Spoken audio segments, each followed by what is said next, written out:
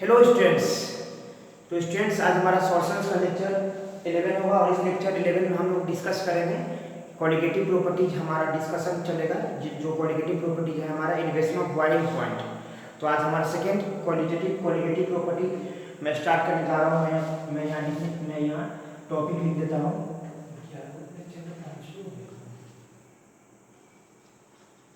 Elevation of boiling point, ठीक है। तो इसमें बेसिकली क्या है कि एलिवेशन ऑफ बॉइलिंग पॉइंट और सॉल्यूशन हमें पढ़ना है। तो देखिए सबसे पहले बॉइलिंग पॉइंट और इसमें कैसे कैसे इफेक्ट हो रहा है सॉल्वेंट का। बॉइलिंग पॉइंट कैसे कैसे सॉल्वेंट का छोड़ दीजिए। पहले अगर उसमें हम कोई नॉन वोलेटाइल सॉल्यूट ऐड कर लिए तो उसका बॉइलिंग पॉइंट कैसे इंक्रीज करेगा और क्यों इंक्रीज करेगा, प्रेशर के साथ इसका क्या रूल है, बॉइलिंग पॉइंट क्या होता है, इसको मैं एक बार और आपको अच्छी तरह से कॉन्सेप्ट बता देता हूँ। देखिए boiling point is that temperature. सबसे पहले बेसिकली इसमें बॉइलिंग पॉइंट ऑफ सॉल्वेंट के लिए हम एक बात करें, प्योर सॉल्वेंट के लिए। तो देखिए boiling point of pure solvent is that temperature at which the vapour pressure of the solvent is equal to the atmospheric pressure, and that atmospheric pressure value the value of that atmospheric pressure is 1 atm or 1 atmosphere। तो students देखिए सबसे पहले इसमें जो elevation of boiling point है इसमें क्या हमें करना है कि ये हम लोग क्यों पढ़ने जा रहे हैं पर ये समझिए। सॉल्यूशन में boiling elevation of boiling point का क्या इफेक्ट, बॉइलिंग पॉइंट इंक्रीज क्यों कर रहा है पहले ये समझिए। सपोज करते हैं कि हमने एक बीकर ले लिया जिसमें कि वाटर है, वो प्योर सॉल्वेंट है, उसका टेम्परेचर 373 केल्विन पे अप्रॉक्सीमेटली 373 केल्विन क्या 373 केल्विन पे वो बॉयल करना शुरू कर देगा और 373 केल्विन के जस्ट नीचे जाए, हम उसके नीचे जाए तो उसमें क्या होगा, वेपर प्रेशर धीरे धीरे जैसे जैसे टेम्परेचर उसका इंक्रीज करेंगे तो वेपर प्रेशर तो बनना शुरू होगा उसमें। उसके बाद क्या होगा कि जैसे ही 373 केल्विन टेम्परेचर हो जाएगा तो उसमें क्या हो जाएगा कि वो बॉयल करना स्टार्ट हो जाएगा। तो उस वक्त उसका जो उस समय भी वो वेपर प्रेशर अप्लाई कर रहा है about the liquid phase area. तो लिक्विड फेज एरिया के जस्ट ऊपर वेपर प्रेशर अप्लाई कर रहा है और वो वेपर प्रेशर 1 एटमॉस्फेरिक प्रेशर के इक्वल है at that temperature which is approximately equal to 373 kelvin. तो ये तो था हमारा प्योर सॉल्वेंट का vapour pressure, sorry boiling point of pure solvent. अब हमने सपोज किया कि एक उसमें नॉन वोलेटाइल सॉल्यूट ऐड कर दिया। तो नॉन वोलेटाइल सॉल्यूट है तो वो नॉन वोलेटाइल नहीं है, उसमें हमने डिजॉल्व कर दिया। डिजॉल्व करके सॉल्यूशन जैसे ही बना वो उसमें सॉल्यूशन बन गया। सॉल्यूशन बनने के बाद क्या होगा, इसके आगे की बात सोचिए। मैंने आपको पढ़ाया था कि relative loading of vapour pressure. तो देखिए इसी से ये भी रिलेटेड है। मैंने आपको इसके पहले कहा था कि तीनों जो फर्स्ट 3 हम लोग क्वालिटेटिव प्रॉपर्टी डिस्कस करेंगे वो तीनों एक दूसरे से रिलेटेड है। तो सबसे पहले हमने क्या पढ़ा था, relative loading of vapour pressure और रिडक्शन ऑफ वेपर प्रेशर। उसी से यहाँ एलिवेशन ऑफ बॉइलिंग पॉइंट। आप देखिए सबसे पहले इसमें आप सेंस की बात है ये कि अगर किसी भी सॉल्यूशन का वेपर प्रेशर किसी टेम्परेचर पे रिड्यूस हो गया किसके comparison with respect to its solvent which is present in the solution, जिस सॉल्यूशन में लिक्विड पर जिस सॉल्यूशन में सपोज करते हैं हम, मैं आपको एकदम सिंपल भाषा में समझाता हूँ, सिंपल कॉन्सेप्ट है एकदम। हमने सपोज किया एक बीकर ले लिया, उसमें वाटर ऐड कर लिया तो वो वाटर 100 डिग्री सेल्सियस और 373 केल्विन का टेम्परेचर पे वो बॉयल होना स्टार्ट हो गया। ठीक है, यहाँ तक कोई दिक्कत नहीं। जैसे ही वो बॉयल होना स्टार्ट हुआ तो वो उसका टेम्परेचर था बॉइलिंग का और उस समय वो कुछ vapour pressure P is equal to 1 atmosphere apply कर रहा है वेपर प्रेशर। तो देखिए वो क्या रहा है कि जैसे इसमें हमने नॉन वोलेटाइल सॉल्यूट ऐड किया उससे क्या होगा कि वो तो नॉन वोलेटाइल नेचर का है, वो तो इवापोरेट नहीं हुआ क्योंकि नाम से ही पता चला नॉन वोलेटाइल। तो जैसे ही वो इवापोरेट नहीं हुआ तो वो भी कुछ एरिया उसका भी पार्टिकल्स कुछ एरिया ऑक्यूपाई कर रहा है upper surface of the liquid और in the liquid phase area of the solution. तो उसमें एरिया तो पहले भी सेम था किसका, सॉल्वेंट का, ये लिक्विड फेज एरिया, और अभी भी सॉल्यूशन का लिक्विड फेज एरिया सेम है, लेकिन वो उसमें कुछ अब सॉल्यूट भी अपना स्पेस ले रहा है। तो अब क्या होगा कि सॉल्वेंट मॉलिक्यूल्स को, जो कि वोलेटाइल नेचर का है, वो उस वोलेटाइल नेचर के लिए उसको अब कम एरिया मिलेगा, कम, it means number of particles कम आएगा, और सेम टेम्परेचर पे नंबर ऑफ पार्टिकल्स जो इवापोरेट होगा वो कम होगा। तो हमारा लोअरिंग ऑफ वेपर प्रेशर वहाँ से आ गया। अब देखिए उससे related elevation of boiling point, elevation of boiling point का कॉन्सेप्ट क्या कहता है, इसमें यही है कि जैसे देखिए सबसे पहले एक हमने सॉल्वेंट लिया, लिक्विड ले लिया, सॉल्वेंट ले लिया वाटर, उसका टेम्परेचर 373 केल्विन पे वो बॉइल करना शुरू हो गया। उसका बॉइलिंग, क्योंकि हम बॉइलिंग पॉइंट की बात करेंगे तो उसमें हमारा vapour pressure equal to boiling point आ जाएगा। ठीक है, अब देखिए अब इसमें हो क्या रहा है कि जैसे हमने उसमें नॉन वोलेटाइल कोई सॉल्यूट ऐड किया, नॉन वोलेटाइल सॉल्यूट ऐड करने से उसमें क्या होगा कि उसका वेपर प्रेशर रिड्यूस कर जाएगा। तो अब हमें टेम्परेचर को इंक्रीज करना पड़ेगा ताकि ये जो सॉल्यूशन है जिसमें कि नॉन वोलेटाइल सॉल्यूट ऐड है इन ए गिवन सॉल्वेंट में, उसका वेपर प्रेशर 1 एटमॉस्फेयर के इक्वल हो सके, क्योंकि उसका तो वेपर प्रेशर रिड्यूस हो गया था। एट द सेम टेम्परेचर पे उसका वेपर प्रेशर क्यों रिड्यूस हुआ ये मैं आपको बता दिया हूँ। तो रिड्यूस हो गया उसका वेपर प्रेशर। तो अब हमें, क्योंकि ये तो बॉयल तो नहीं होगा, बॉयल किसके चलते होगा, केवल और केवल सॉल्वेंट मॉलिक्यूल्स के चलते, क्योंकि सॉल्यूट क्या है, नॉन वोलेटाइल नेचर का, वेपर फेज में जाएगा नहीं। तो जैसे ही वेपर फेज में नहीं जाएगा तो इसके चलते ये होगा कि उसको हमें टेम्परेचर को इंक्रीज करना ताकि अब उसका जो वेपर प्रेशर है वो अब 1 एटमॉस्फेयर के इक्वल पहुंचे, क्योंकि at the same temperature vapour pressure कम अप्लाई कर रहा है with respect to its pure solvent. तो प्योर सॉल्वेंट के रिस्पेक्ट में वो वेपर प्रेशर कम अप्लाई कर रहा है, तो कम अप्लाई किया तो इसके चलते क्या होगा कि हमें उसको 1 एटमॉस्फेयर तक पहुंचाना है। क्यों? क्योंकि तभी तो वो बॉयल होना स्टार्ट होगा। और बॉयल किसके चलते, तो ये लिक्विड सॉल्वेंट के चलते, क्योंकि सॉलिड तो हमारा नॉन वोलेटाइल नेचर का हो गया। तो उसको उस टेम्परेचर पे पहुंचाना है, तो उस टेम्परेचर को पहुंचाने के लिए हमें ऑब्वियस हीट देना पड़ेगा। तो यहाँ पे क्या होगा, टेम्परेचर को इंक्रीज करना पड़ेगा टेम्परेचर, तो इसलिए हमें, और वो टेम्परेचर कौन सा है, तो बॉइलिंग पॉइंट का मैं यहाँ बात करने जा रहा हूँ। हम यहाँ बात कर रहे हैं बॉइलिंग पॉइंट का टेम्परेचर। तो इसलिए हमारा ये हो गया कि elevation of boiling point of temperature of solution. तो यहाँ तक तो आपको ये अच्छी तरह से समझ में आ गई होगी। तो देखिए बॉइलिंग पॉइंट हमेशा इंक्रीज करेगा किसका, सॉल्यूशन का। अगर हमने एक सॉल्वेंट ले लिया, उस वाटर ले लिया, उसका कोई बॉइलिंग पॉइंट टेम्परेचर था, या फिर कोई भी, जैसे मैं आपको यहाँ लिख के बता देता हूँ, एक बीकर में बना देता हूँ।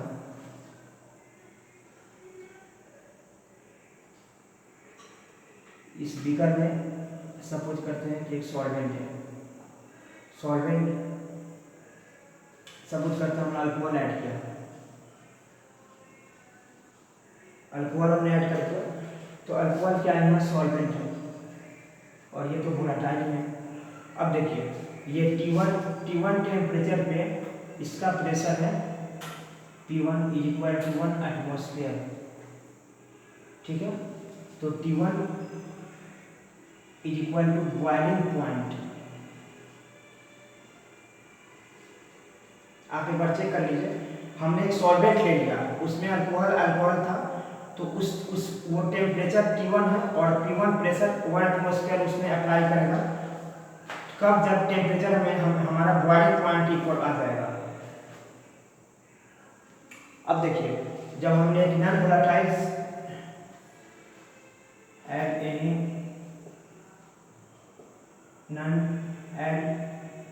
नॉन वोलेटाइल सॉल्यूट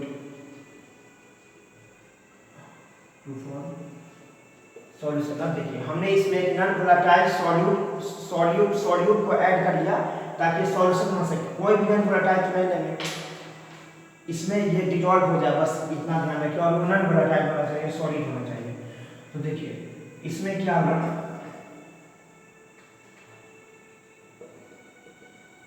इसमें हमारा सॉल्यूशन ऑफ अल्कोहल या फिर solution of non volatile solute in alcohol.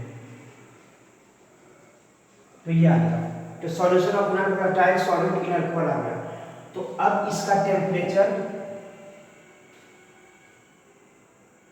T2 है और प्रेशर तो हमेशा P1 होगा, 1 एटमॉस्फेयर के बराबर होगा। तो T2 is the boiling point.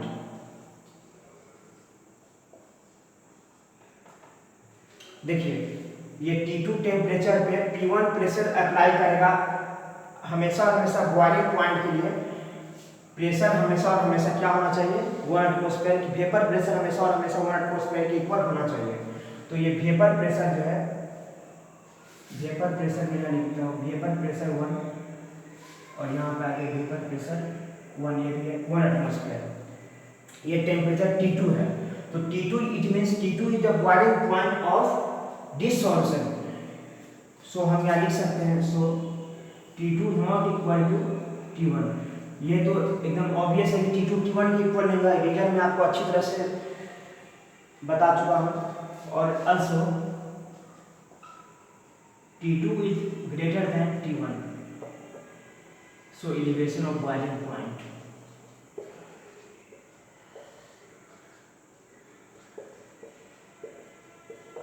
इसमें इसलिए बॉइलिंग पॉइंट इंक्रीज कर रहा है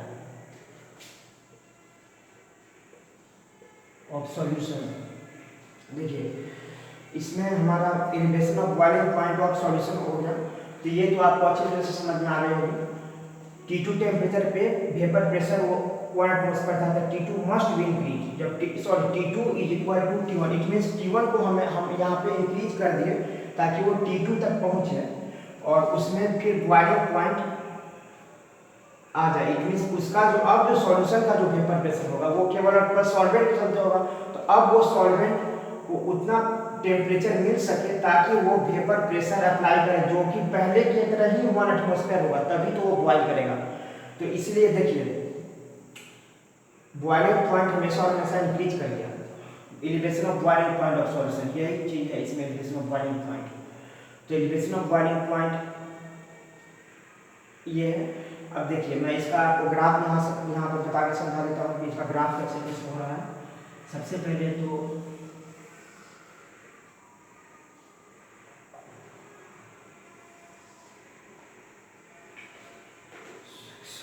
मेरा रेक्टेंगुलर एक्सिस ले लिया, ये y हो गया, ये x, ये 0। अब देखिए x एक्सिस पे क्या हम लोग लेंगे, x एक्सिस पे हम लोग लेंगे टेम्परेचर।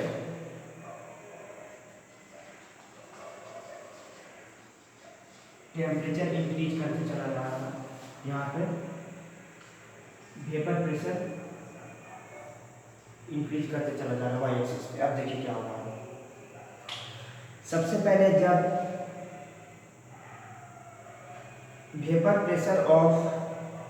प्रेशर वर्सेस टेम्परेचर का ग्राफ आएगा तो देखिए पहले हम एक बाउंड्री यहाँ मैं एक बाउंड्री बना लेता हूँ जहाँ पे ये 1 एटमॉस्फेयर, जहाँ पे जिस टेम्परेचर पे ये प्रेशर इसका 1 एटमॉस्फेयर हो जाएगा। तो ये तो डायरेक्टली प्रोपोर्शनल होगा। आपको मैं ये लॉ भी बता चुका हूँ, ये तो डायरेक्टली प्रोपोर्शनल होगा for vapour pressure of solution. तो यहाँ पे ये जो टेम्परेचर हो जाएगा, यहाँ पे ये टेम्परेचर और इसके कॉरस्पॉन्डिंग जो वेपर इसके कॉरस्पॉन्डिंग इस साइड आ जाएंगे y एक्सिस पे। तो y एक्सिस पे इसका क्या हो जाएगा, ये पॉइंट हो जाएगा। ये पॉइंट को मैं P से डिनोट कर रहा हूँ। Vapour pressure is equal to 1 atmosphere. देखिए वो क्या रहा है यहाँ पे कि सबसे पहले हमने एक लाइन ड्रॉ किया और ये सॉल्वेंट के लिए था, केवल सॉल्वेंट, प्योर मीन्स केवल उसमें सॉल्वेंट है। तो देखिए हमने यहाँ फर्स्ट लाइन ड्रॉ किया है, ये वेपर प्रेशर की, यहाँ पे क्या होगा, इस टेम्परेचर पे वेपर प्रेशर 1 एटमॉस्फेयर हो गया। और ये हमारा टेम्परेचर मैं यहाँ लिख देता हूँ, ये टेम्परेचर जो हो जाएगा ये मैं लिख देता हूँ T0B, ठीक है। नॉट लिखने का मतलब वो प्योर स्टेट में आ गई, और बी मीन्स बॉइलिंग पॉइंट, ऐसे आप समझ सकते हैं। ये टेम्परेचर हमारा हो जाएगा T0B। इस टेम्परेचर पे ये वेपर प्रेशर अप्लाई किया 1 एटमॉस्फेयर, इसका जो मॉलिक्यूल्स है ये वेपर प्रेशर अप्लाई किया 1 एटमॉस्फेयर, ठीक है, ठीक है। अब देखिए जैसे हम लोग इसमें कुछ सॉल्यूट ऐड किए तो इसका सेम वेपर प्रेशर करने के टेम्परेचर को कुछ इंक्रीज करना पड़ेगा। और सपोज करते हैं कि इसका बाउंड्री लाइन मैं ऐसे बना लेता हूँ यहाँ पे, तो ये जो टेम्परेचर हो गया ये हमारा हो गया TB, boiling point of solution, boiling point of solution. और इसमें भी इसके कॉरस्पॉन्डिंग जो आएगा हमारा वो भी तो 1 ही एटमॉस्फेयर आएगा, क्योंकि वो तो हमें बॉइल करना है उस टेम्परेचर पर। और इसको ये ग्राफ कुछ ऐसा देना चाहेगा, तो देखिए ये ग्राफ एक्स एक्सिस में शिफ्ट हो रहा है, एक्स एक्सिस में शिफ्ट हो रहा है, तो इससे क्या हुआ हमारे टेम्परेचर को, एक्स एक्सिस पे टेम्परेचर है, टेम्परेचर को हमने इंक्रीज किया, टेम्परेचर को जैसे इंक्रीज किया तब इसका सॉल्यूशन क्या चला, क्या हो गया, वेपर प्रेशर अप्लाई किया। और वो वेपर प्रेशर किसके इक्वल है, 1 एटमॉस्फेयर के इक्वल है। तो हमने टेम्परेचर को कुछ इंक्रीज किया और ये टेम्परेचर TB था, और यहाँ पे ये जो इंक्रीज हुआ, सपोज करते हैं ये पॉइंट P और ये पॉइंट Q, ध्यान से देखिएगा TB के पॉइंट को हमने P कर दिया, और T0B के पॉइंट को हमने TB0 के पॉइंट को हमने कर दिया P, और TB के पॉइंट को Q कर दिया। तो PQ is equal to TB minus TB0 is equal to delta TB। मैं इसे डेल्टा TB से डिनोट कर रहा हूँ, जैसे प्रेशर पे करते थे डेल्टा P, उसी तरह यहाँ पे delta TB, B means boiling point हो गया यहाँ पे। तो वही था कि इंक्रीज, बॉइलिंग पॉइंट इंक्रीज किया, और क्यों इंक्रीज किया इसका मैं रीजन आपको अच्छी तरह से बता चुका हूँ। तो ये जो PQ हुआ यही हमारा एलिवेशन हुआ और बॉइलिंग पॉइंट का। तो देखिए एलिवेशन हुआ बॉइलिंग पॉइंट का, तो ये ग्राफ एक्स एक्सिस में शिफ्ट कर गया टुवर्ड्स पॉजिटिव एक्स एक्सिस, और वेपर प्रेशर हमेशा 1 एटमॉस्फेयर के इक्वल ही रहेगा। तो यहाँ से आप इसे अच्छी तरह से इसको समझ सकते हैं। अब हमारा कॉन्सेप्ट एक आता है कि elevation of boiling point. Actually हमने ये आपसे बताया था कि जितना भी हम लोग क्वालिटेटिव प्रॉपर्टीज पढ़ेंगे, उस क्वालिटेटिव प्रॉपर्टी में जो इक्वेशन आएगा उस इक्वेशंस के हेल्प से हम मोलर मास कैलकुलेट करेंगे, किसका, तो सॉल्यूट का। तो पहले हम एक इक्वेशन लेते आता हूँ यहाँ पे साइड में, और फिर मैं इसके बाद इसे रब कर दूंगा, और सेकेंड पेज में हम लोग डिस्कस करेंगे मोलर मास ऑफ सॉल्यूट। देखिए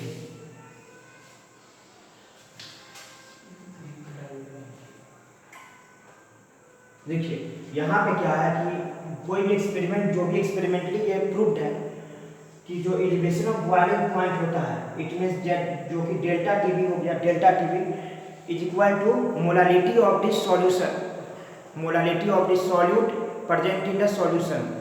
देखिए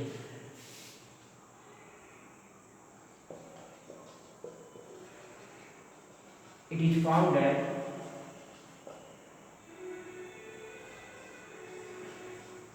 increase in temperature of boiling point, देखिए it is found that increase in temperature of boiling point of solution is equal, वो मोलारिटी के इक्वल नहीं बट उसके डायरेक्टली प्रोपोर्शनल रहेगा, इज डायरेक्टली प्रोपोर्शनल टू, क्योंकि हमने आपको बताया था कि कोई भी क्वालिटेटिव प्रॉपर्टीज क्या है, quantity of solute added to the solution, इस पे डिपेंड करता है with respect to total number of solute in the, with respect to total number of particles in the solution and independent of on its nature. तो उसके nature से independent हो जाएगा। तो it is found that increase in temperature of boiling point of solution is directly proportional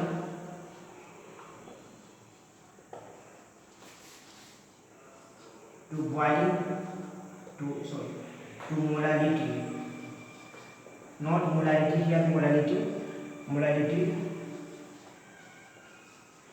of solute in gas solution.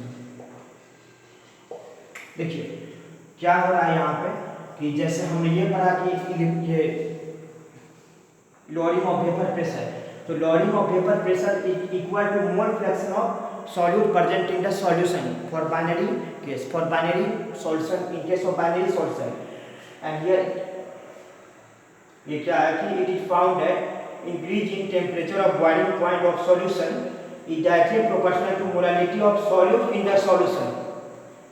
ये इसका कोई proof हमें नहीं पढ़ना, तो यहाँ से ये आ जाएगा।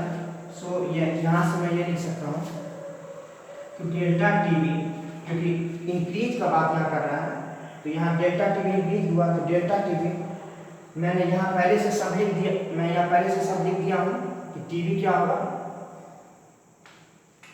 हमारा boiling point of pure boiling point of solution हो गया। टीवी नॉट क्या हो गया, boiling point of pure solvent. तो देखिए अब हमारा जो PQ, यहाँ पे PQ आप देख रहे हैं क्या है, TV minus T not B, तो डेल्टा टीवी ये इसके इक्वल आएगा और इसके इक्वल आएगा, तो delta TV is equal to TV minus, या फिर मैं ऐसे भी लिख सकता हूँ यहाँ पे del TV minus T not B is equal to delta TV. अब मैं यहाँ सारा कुछ लिख देता हूँ, क्या कि सिंबल क्या डिनोट कर रहा है, TV is equal to boiling point of solution, T not B equal to boiling point of pure solvent in pure state, it means केवल जिसमें सॉल्वेंट था, तो यह आ गया। अब देखिए डेल्टा टीवी किसके इक्वल है, तो मोलालिटी के इक्वल है, sorry directly proportional to molality of the solution. तो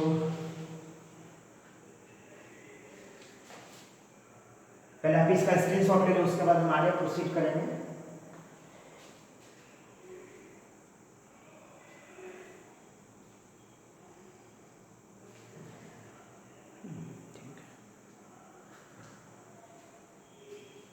तो आपने स्क्रीनशॉट ले लिया होगा, अब मैं साइड वाले को रख कर दे रहा हूँ।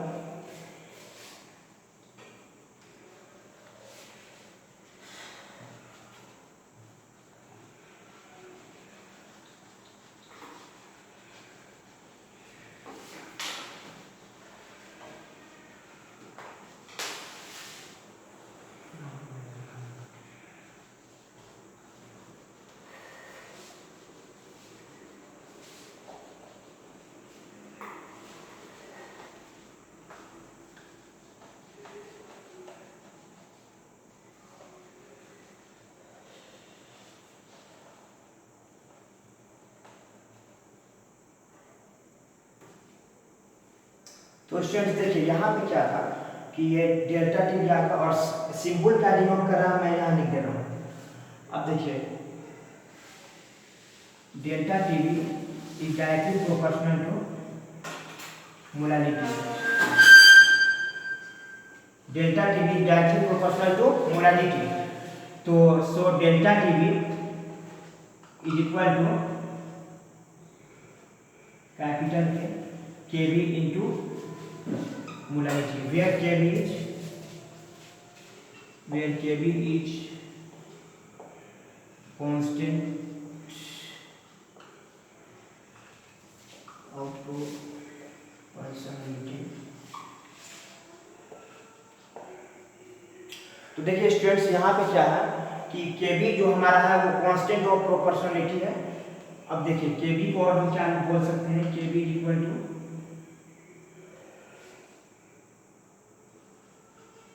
बॉइलिंग पॉइंट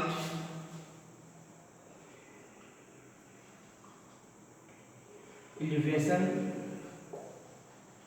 कांस्टेंट, और क्या बोल सकते हैं बॉइलिंग पॉइंट एलिवेशन कांस्टेंट और मोलर एलिवेशन कांस्टेंट भी इसे बोल सकते हैं।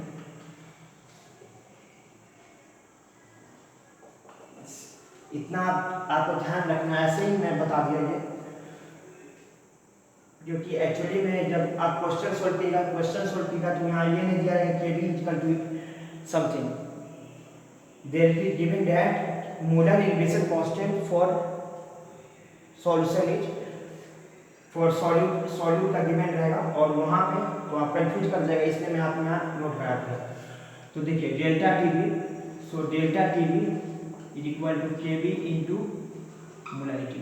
तो ये यही कॉन्सेप्ट निकल के आ रहा है इस कॉन्सेप्ट से, और इसका कोई प्रूफ नहीं है, मतलब अब हमें प्रूफ इसका नहीं करना है। तो अब आता है कि ये तो बहुत सिंपल सा कॉन्सेप्ट है कि आप डायरेक्टली प्रोपोर्शनल है, बीच में के बी क्या आ गया, कांस्टेंट ऑफ प्रोपोर्शनलिटी, तो बॉइलिंग पॉइंट एलिवेशन कांस्टेंट इसको बोल सकते हैं, फिर मोलर एलिवेशन कांस्टेंट उसको बोल सकते हैं। अब देखिए कैलकुलेशन ऑफ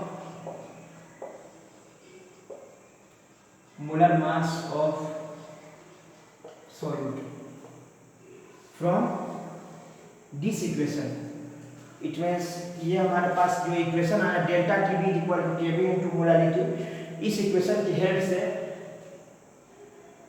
हम मोलर मास ऑफ सॉल्यूट को कैसे कैलकुलेट करेंगे, ये कुछ भी नहीं है, बहुत इजी है। देखिए सबसे पहले मोलरिटी का कॉन्सेप्ट आपको मैं लेक्चर 3 में बता चुका हूँ। Molarity is the number of moles of solute present in the solution presenting 1 gram of the 1 kg of the solute. मैं एक बार और आपको अच्छी तरह से रिपीट कर दे रहा हूँ। Molarity is the number of moles of solute, या फिर molarity of A solute, molarity of a particular solute in A solution is the number of moles of that solute present in 1 kg of the solvent। बस हो गया। यहाँ से क्या आएगा कि delta T B is equal to K B तो K B ही रह जाएगा। मोलरिटी में कुछ चेंजिंग करेंगे तो उससे इनडायरेक्टली हम निकाल सकते हैं मोलर मास ऑफ सॉल्यूट। तो देखिए मोलर मास ऑफ सॉल्यूट कैसे निकलेगा, सबसे पहले मोलरिटी को हम क्या लिख सकते हैं, number of moles of solute, molarity of solute is equal to number of moles of solute upon mass of solvent in KG. तो देखिए मोलरिटी क्या आ गया, नंबर ऑफ मोल्स,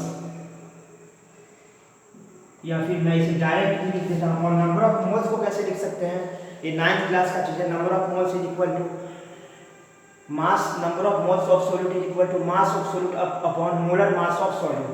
तो यहाँ पे आ गया mass of solute upon molar mass of solute, ये आ गया अपॉन,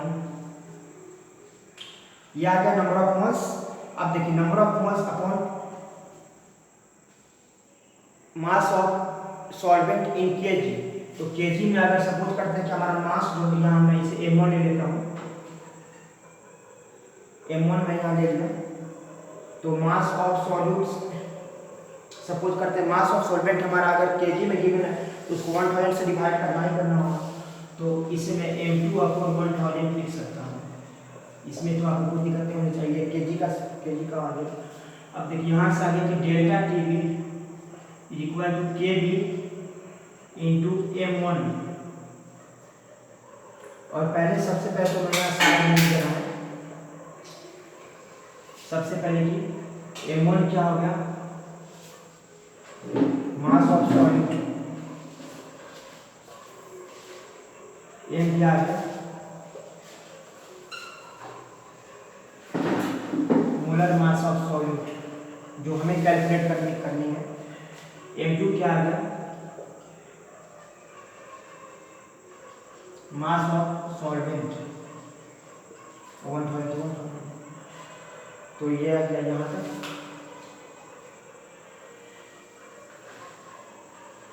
तो अब देखिए यहाँ तक तो आपको समझ में आ गया होगा। अब मैं इसे क्या लिख सकता हूँ, m1 into 1000 upon m2 into capital M। Check कर लीजिए एक बार, m1 upon m upon m2 by 1 सही। तो देखिए यहाँ से हमारा जो मास आया सबसे पहले यहाँ से जो हमारा मोलर मास आएगा, मोलर मास उसको कैसे कैलकुलेट करेंगे? Molar mass is equal to Kb into m1 into 1000 upon m2 into delta Tb। Check कर लीजिए, Kb into m1 into 1000 upon m2 into delta Tb cross multiplication से। तो देखिए यहाँ से ये कॉन्सेप्ट आया कि m इक्वल टू इतना, और ये फॉर्मूला आपको मेमोराइज करना। नहीं भी हम मेमोराइज करते हैं तो आप डायरेक्ट इनडायरेक्टली कैलकुलेट कर सकते हैं, मोलरिटी कैलकुलेट कर लीजिएगा इनडायरेक्टली लेक्चर 3 के कॉन्सेप्ट से। मैं लेक्चर 3 में आपको ये सब बता चुका हूँ। तो यहाँ पर मैं सारा चीज लिख दिया कि m1 is equal to mass of solute, capital M equal to molar mass of solute, m2 equal to mass of solvent. m1 क्या हो जाएगा हमारा मास ऑफ सॉल्यूट, तभी तो मोलर यहाँ पे नंबर ऑफ मोल्स हमने कैलकुलेट कर लिया, और m2 mass of solvent in kg। Mass of solvent यहाँ पे आप एक चीज और लिखेंगे, सॉरी यहाँ पे जो m2 हो जाएगा वो m2 क्या होगा इन ग्राम में लिख लीजिए, इन ग्राम्स, बस हो गया। तो ये ग्राम्स में 1 से डिवाइड किया तो kg आ जाएगा, बात खत्म। यहीं से आप कॉन्सेप्ट कीजिए। तो ये हमेशा ध्यान रखिए कि यहाँ पे हमें मोलरिटी निकालनी, ये फॉर्मूला याद रखने से कोई फायदा नहीं होगा जब तक आप मोलरिटी का कॉन्सेप्ट को नहीं समझ सकते हैं, क्योंकि 1000 से कब करना कब नहीं ये तो कॉन्सेप्चुअल चीज़ है। तो ये हो गया हमारा एलिवेशन ऑफ बॉइलिंग पॉइंट। इसमें मैं आपको ग्राफ से भी समझा दिया हूँ, बॉइलिंग पॉइंट कैसे क्यों इंक्रीज किया, कैसे इंक्रीज किया, ये सब भी आपको मैं समझा दिया हूँ। एक्सपेरिमेंटली डाटा भी कैलकुलेट करके, एक्सपेरिमेंटली डाटा क्या कहना चाह रहा है कि delta T B equal to directly proportional to molarity of the solvent के इक्वल होगा, सॉरी सॉल्यूट के इक्वल होगा इन द सॉल्यूशन। वहाँ से आगे यहाँ पे Kb क्या आ गया हमारा कांस्टेंट ऑफ प्रोपोर्शनलिटी, और इसे बॉइलिंग पॉइंट एलिवेशन कांस्टेंट दिखाते हैं, मोलर एलिवेशन कांस्टेंट दिखाते हैं। और एक और मैं बताया था इलियोबी कांस्टेंट, ये भी कर सकते हैं इससे। तो कहीं क्वेश्चन में ये भी दे देगा कि इलियोबी कांस्टेंट गिवन है, तो आप कंफ्यूज कर देगा, इसलिए मैं ये सब टोटल चीज़ें लिख दिया हूँ। तो Kb तो ये हो गया, तो delta T B equal to Kb into molarity आ गया। अब डेल्टा T बी की हेल्प, ये मोलरिटी के कॉन्सेप्ट को मैं यहाँ रख दिया, डेल्टा T बी कैलकुलेट हो गया, वहाँ से molar mass of solvent solute calculate हो गया।